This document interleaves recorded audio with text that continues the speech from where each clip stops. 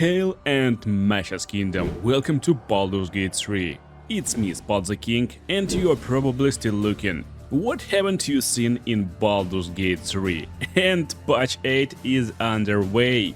Yeah, Patch 8 is coming and it's probably one of the biggest patches ever. Even bigger than release of the game itself, because it's coming with 12 new subclasses, which is insanely insane. In this video, I will not only show you just basically the update itself, that you can technically read on your own, but also I will explain what you can wait from the new classes. So, let's start from the beginning. The new update comes with photo mod, crossplay, new subclasses and arriving new year. The stress test will begin in January and you can expect everything go live probably somewhere in February, which is great. And while there is a lot of new RPG releases in February, I would guess Baldur's Gate will crush all of them. But whatever, Baldur's Gate 3 is one of the top played games on Steam even right now. So, crossplay.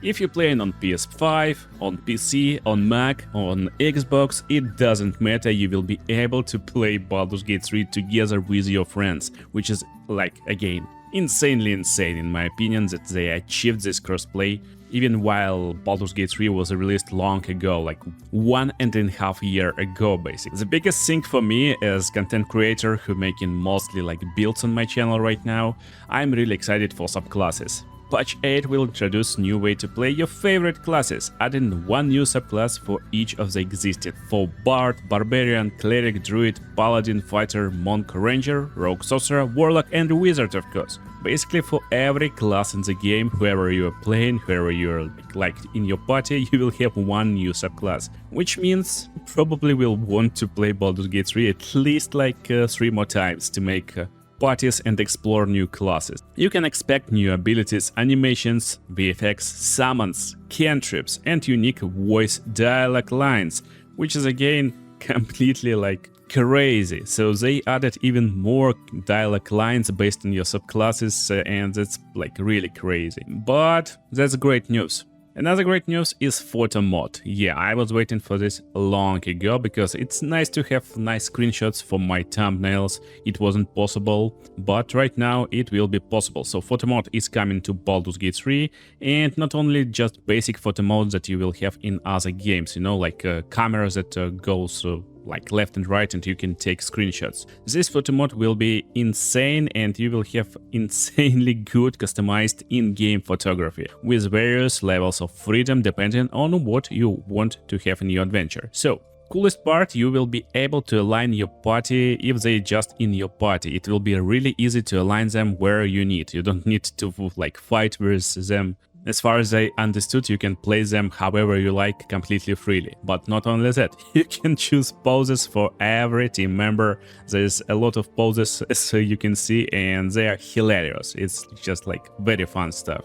And also for some of you who like funny pictures, there are stickers and you can make crown for Dark Urge and there's little dog on Mind Flayer face. Again, hilarious stuff, very fun. If you're as hungry as me for this update, Larian got nice Christmas for us. So on December, they will be launching Advent Surprise, so there will be a series of little treats when we unlock some puzzles and earn some rewards. I'm curious what it is, we will explore it on my channel, so don't forget to subscribe. And now let's go to my favorite part, and that's of course new builds. Yeah, don't forget, Baldur's Gate 3 is on discount right now on Steam, so make sure to take a look if you haven't got this game already. And game basically going to its last part, because yeah, it's probably the last biggest update. So what we will have right now. Subclass for each of the classes, let's start with Bard. And normally for Bard we got 3 subclasses, Lore Bard, Veiler Bard and also Swords Bard. Basically one of them is Fighter, one of them is most like Magic Caster, and one somewhere in the between, which is basically like a completely useless Bard in my opinion. So the new Bard that is coming is College of Glamour. As a College of Glamour Bard, you'll find you have the power to heal friends and command enemies in equal measure.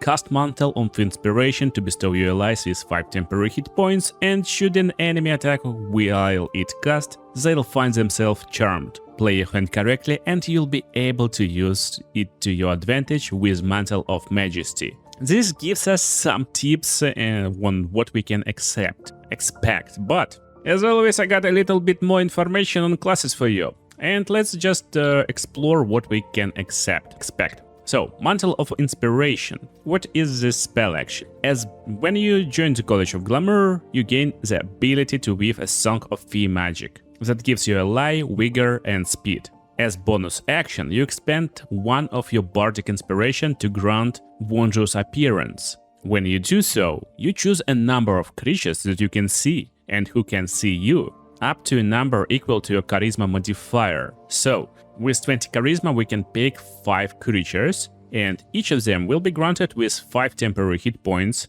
And when creature gains these temporary hit points, it can immediately use a reaction to move up to its speed without provoking opportunity attacks. That's actually insane party member for some like barbarians, fighters who need to close the distance, paladins is pretty slow. Or you can use it defensively, you can cast the spell and run away, for example. And don't worry, 5 temporary hit points is not the cap. Number of temporary hit points will increase when you reach certain levels. They will increase to 8 at level 5, to 11 at level 10, and that's what we can expect in Baldur's Gate 3 because it's capped at level 12. Mantle of Majesty is 6th level spell. No, it's a spell that we unlock at level 6. We will gain this ability and we will be able to cloak ourselves in fey magic. As bonus action, we can cast command without expending spell slot. And as far as I can understand, we will be able to cast command every turn without expending spell slot.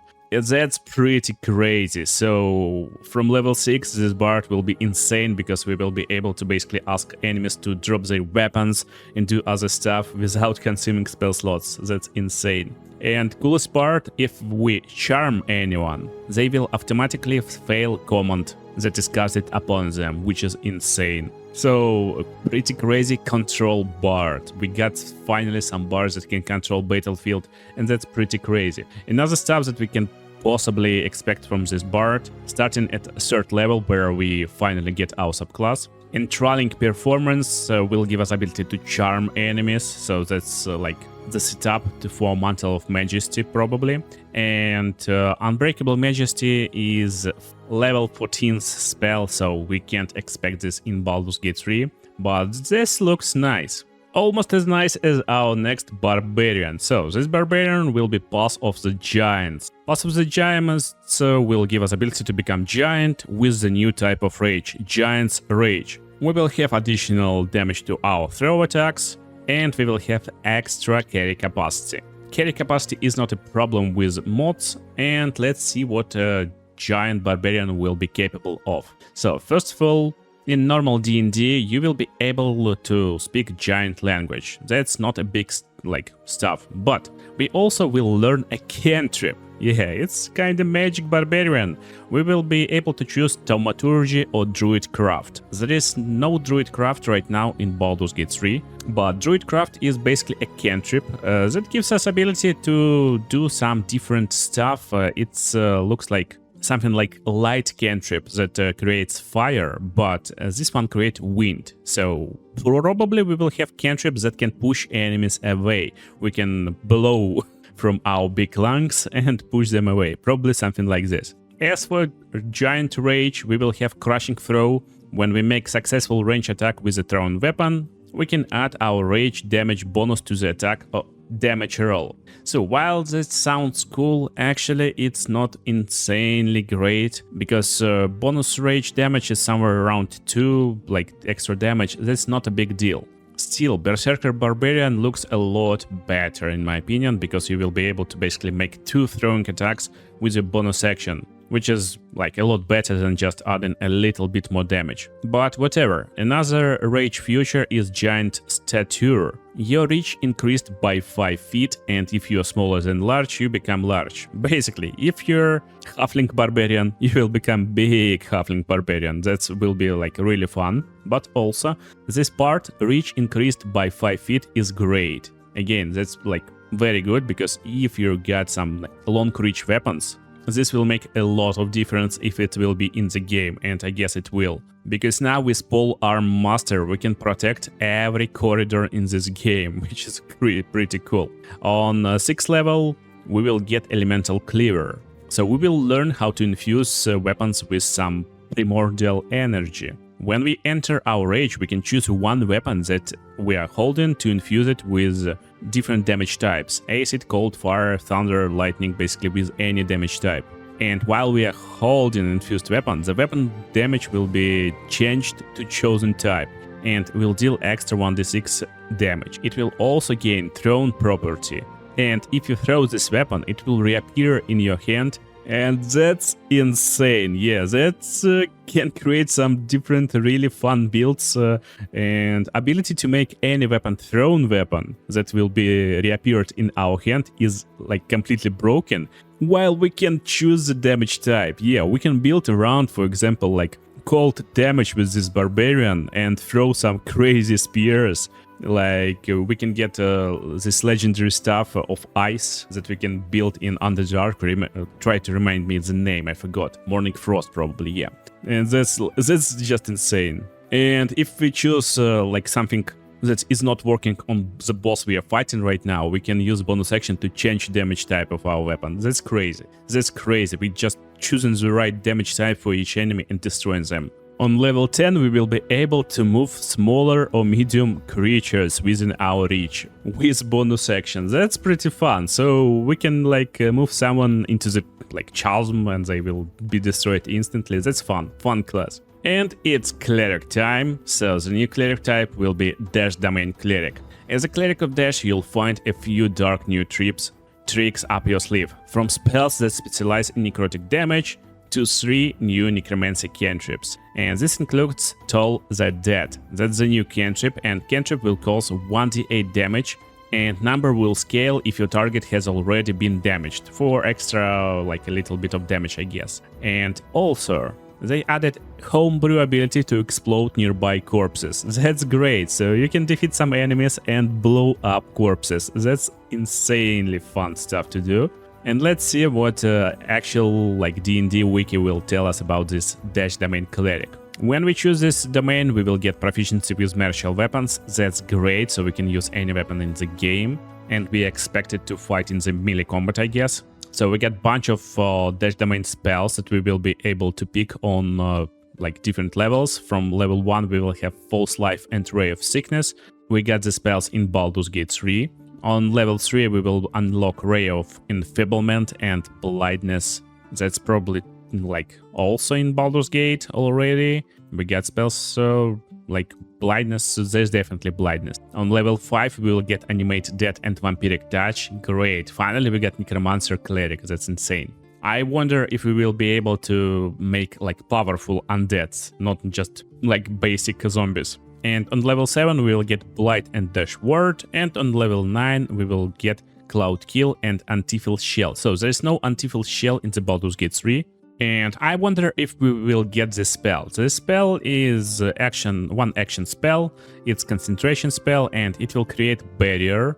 It's level 5 spell, so pretty high level, but coolest part, constructs and undeads won't be able to pass through the barrier. So that's a pretty fun spell if we will get it in the game, but whatever, maybe they will change it for some other spells on level 9.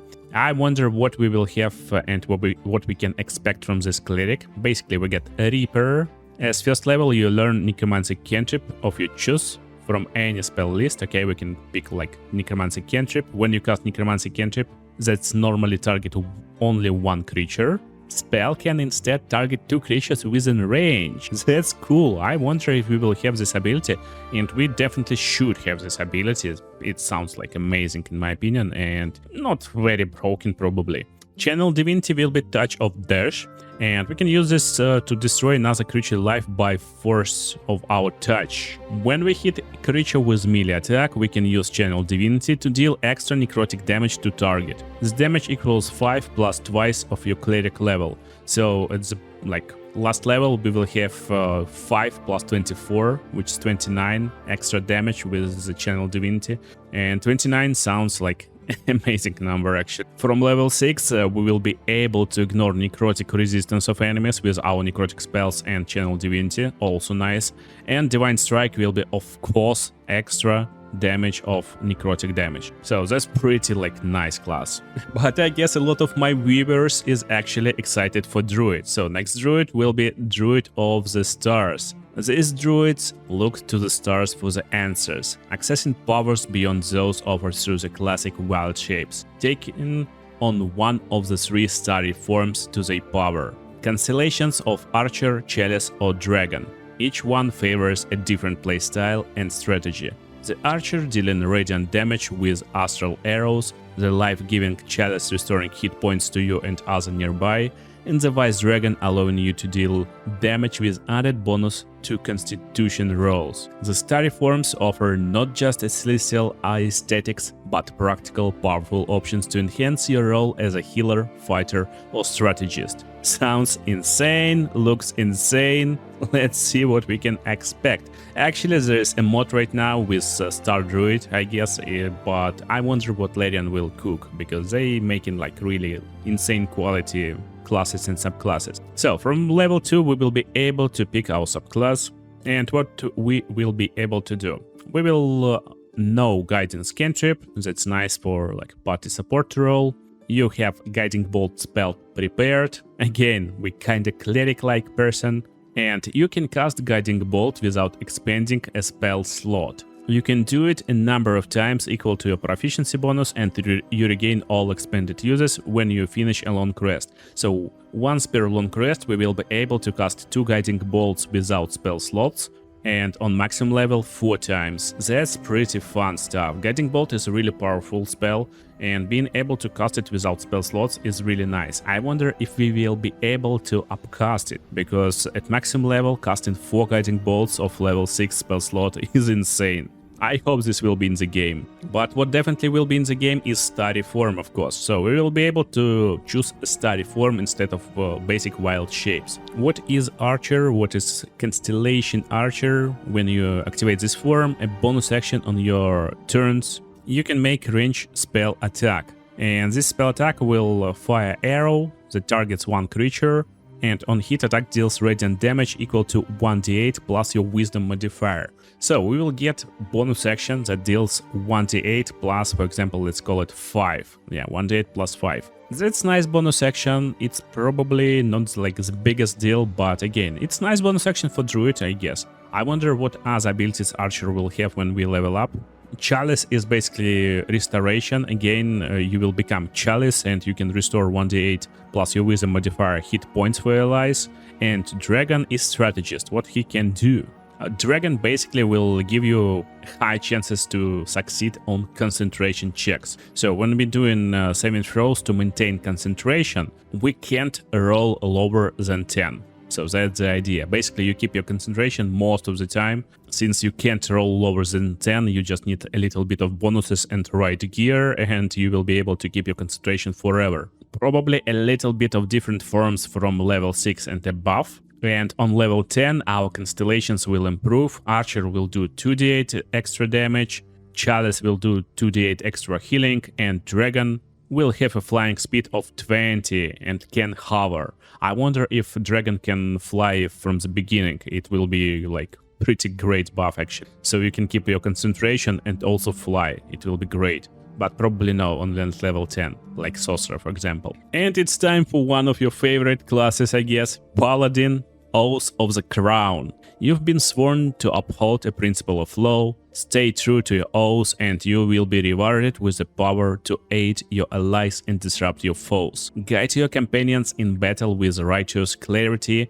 taunt enemies with strategic interrupts, and keep your party standing strong with divine alliance. Absorb their damage while they restoring their health. Pretty interesting. Let's see what D&D Wiki will tell us. So, we don't care about our tenets. Oath spells. So we will get permanent learn spells, command, compel to duel, again to force our enemies to drop their swords, to stand in one place, to attack us. On level 5 we will have Warding Bond and Zone of Truth. So Warding Bond will kinda link us with our party member and we will share damage. So when they take damage, we will take damage instead. And Zone of Truth is like looking interesting, but that's kinda exploration stealth spell for D&D and probably won't be in our game. What is interesting is our channel Divinity, of course. And yeah, level 9 Spirit Guardians, so it's kinda like Cleric Paladin, somewhere in between. Probably I can tell and like explain this class to someone who don't know what is class. Is tanky Cleric. Yeah, it's probably like tanky Cleric is the best way to describe this class. So, Divine Alliance. Starting at level 7, when creature within 5 feet take damage, you can use your reaction to magically substitute your own health for that. Again, you're basically going nearby of your like allies taking damage, you can take this damage instead. I don't know, pretty weird class. I'm not excited for this Tenets of the Crown Paladin, but I'm excited for the next class. I'm like completely excited for Arcane Archer Fighter. Mastering dual arts of magic and marksmanship, Arcane Archer offer unique skills on top of new shooting animations. Yeah, new shooting animations looking insane. Banish foes to the Feywild, removing them from the battlefield for a turn, or unleash psychic damage that forces enemies to take a wisdom saving throw or be blinded until the start of the next turn. Doesn't sound like much, but Magic Archer should be able to do a lot more. Arcane Archer, of course, yeah. So, what can do Arcane Archer? So we can pick something from different cantrips, from druids probably. At third level we will learn how to unleash special magical effects. Once per turn, when we fire arrow from our bow, as part of attack action we can apply one of our arcane shot option. And you can decide to use this option on arrow hit, unless the option doesn't involve attack roll. And we will have 2 uses of this ability. We will regain expanded uses when we finish rests, so basically treat it as dices for Battle Master. So we will have some stacks of it and we can use it a few times a day.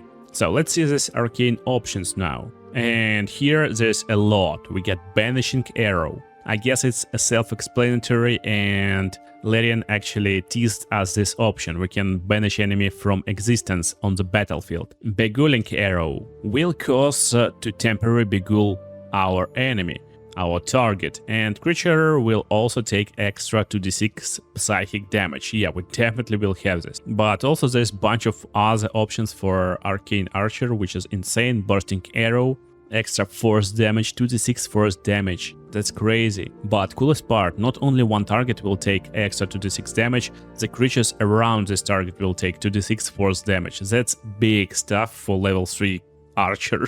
Extra 2d6 damage at level 3. Pretty crazy. It's like a little smite, but in AoE, that's crazy. And Feebling Arrow will give us ability to inflict 2d6 necrotic damage. And Grasping Arrow looking fine. Look at this description, it's so long because you're basically firing arrow. It will reduce target's movement speed, target will take poison damage, 2d6 poison damage, and will take 2d6 slashing damage every turn after. When it moves, of course, so when he moves for at least one step, he will take a little bit of damage, but not a little bit. 2d6 slashing is not like a weak damage actually. Also we will have Piercing Arrow probably, that can pierce through the enemies and deal extra piercing damage, so it's nice to hit multiple enemies with just one arrow.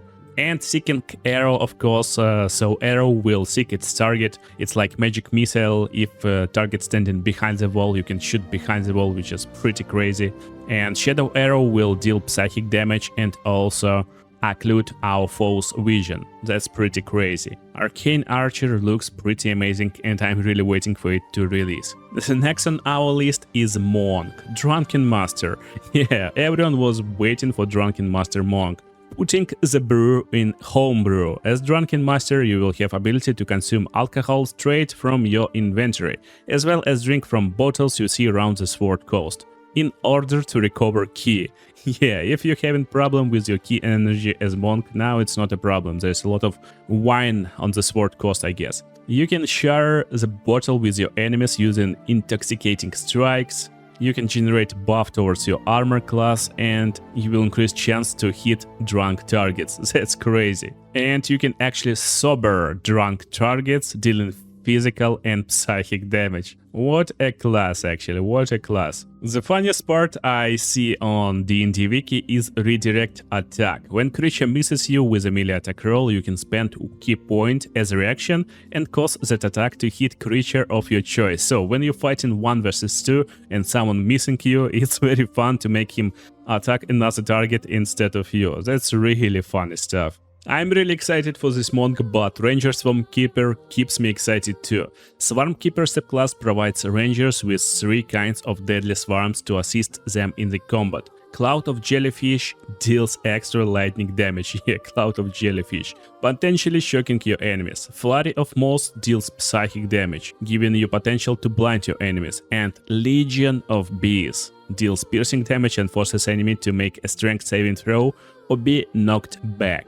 And each swarm also has the ability to provide you with teleportation capabilities. That's some of the craziest classes for ranger we can get. So how it works, basically from level 3 you can cast the swarm and the swarm will follow you like a summon. And you can pick one of the different swarms. In the basic D&D rules there's different swarms and I guess they will completely homebrew it, so we don't need to actually read and expect something, because we already know that there will be bees and other swarms. What is interesting that of course it will be scaling with your level. From level 7 we will be able to fly with our swarm, and also from level 11 everything will be a lot more powerful. For Rogue we get Swashbuckler. Again, Rogue is some of the classes that basically never played as solo class, and it's basically the class that can blind enemies, disarm enemies, pretty fun pirate class, whatever. Sorcerer is more interesting.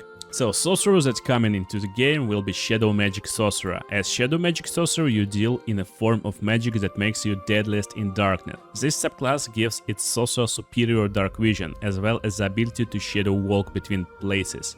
It also lets you call first the perfect homebrewed Hound of Omen. Yeah, so our new summon will be the Demon Dog or something like this. And this dog will be able to use Strength of the Grave to prevent you from being downed. Ideal for those attempting honor mod runs. Oh, I guess so. So probably this dog will be able to pick us up when we die, so very nice, especially on something like solo honor mod run. I guess I will definitely try solo honor mod Shadow Magic Sorcerer build somewhere around like February. But let's see what D&D Wiki can tell us about this sorcerer. So this sorcerer will be able to have dark vision, really like big dark vision. And we will have darkness spell that will be always learned. Okay, that's nice. And we will be able to cast this darkness with 2 sorcery points. If we cast it this way, we will be able to see through this darkness. Very nice, so we don't need to dip into Warlock to get this see in the magical darkness perk. Very nice. And also pretty like powerful stuff. And it's pretty nice setup for different multi-class builds. For example, instead of going for Warlock, if you wish for normal spell slots to get to level 6 spell slot, that's a great stuff. You just go into Wizard with 3 levels of Sorcerer, get this perk, and you can be like the guy who can stand in the darkness, cast this darkness, and do spells from the darkness while having all spells in the game. That's crazy. Oh, so Strength of the Grave is not the dog's perk. It's the perk for the sorcerer, and starting from level 1, we basically will be able to make charisma saving throw. It will be DC 5 plus damage taken, probably high on honor mod, and on success you instead drop to 1 hit point. And we can't use this feature if we are reduced to 0 hit points by radiant damage or by critical hit. That's actually pretty funny stuff. So yeah, critical hit and radiant damage is a little bit of problem, but we can basically have armor that makes it impossible to land critical hit on us. There's a bunch of armors like that, and we can build something that blocks a lot of damage, like as I told you, something like Sorcerer Wizard and Wizard with Abjuration subclass. So we will probably take almost 0 damage most of the time, and when we are finally downed, we will instantly get back to life. Not really broken, but really fun interaction. And some walks, Shadow Walk will give us ability to basically blink through the darkness like Shadow Monk. That's pretty fun. But I still don't know, am I excited more for this Sorcerer or for my favorite Warlock? Finally we got working Hexblade in the game, not some a little bit bugged mod from mod community. This mod is really fun, I played a lot with it, but I wonder how Larian will come with Hexblade. That's probably like perfectly integrated into the game. So, Hexblade Warlocks make a pact with entity from the Shadowfell that manifests in form of magical weapon. If we slay enemy, we can turn this enemy as spirit, and the spirit will stay with us for a few turns, can deal necrotic damage, and will rip away chunk of your enemy's soul to provide your Hexblade Warlock with healing. That's pretty nice. And Hexblade is really cool class. Basically you will be able to create Hexblade weapons and you will deal charisma modifier, and we can curse our targets. It's kinda our hex. When we curse our target, target will take extra damage, and we will regain hit points when we defeat this cursed target. A lot higher chances to critical hit, and pretty much like a really fun class to have in game. And last but not least is Wizard. The Bladesinging subclass merges Swordplay and Wizardly. We will have new spellcasting animations that will launch spells from our sword, and new Blade Song ability will grant us supernatural speed, agility and focus. Again, I'm interested what they will come with Bladesinger, that's pretty fun. I'm really excited for this update. Do you excited? Tell me in the comments, and see you in the next videos, guys.